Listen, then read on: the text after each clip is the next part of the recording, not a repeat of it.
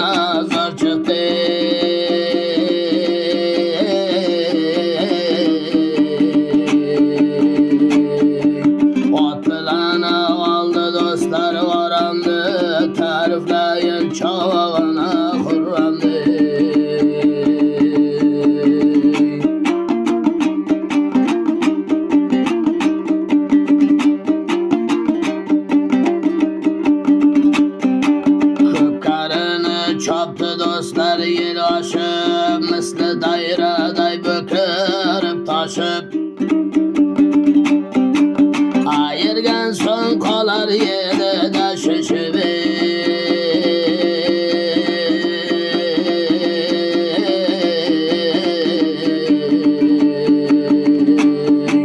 Ot bilan oldi do'stlar oramdi, ta'riflayin Cho'g'ani Xurramni.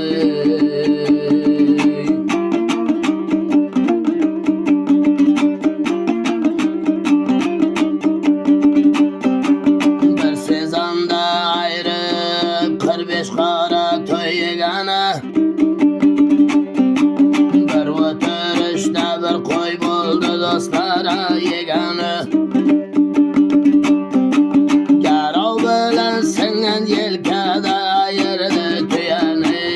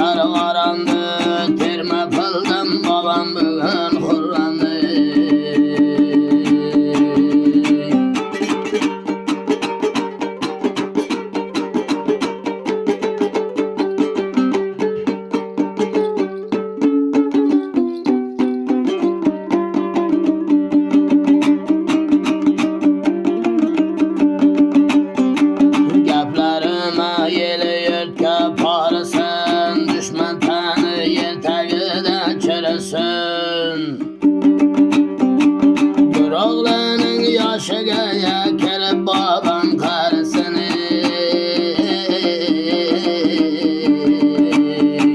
Faruk baxşı aytib berdi yuragida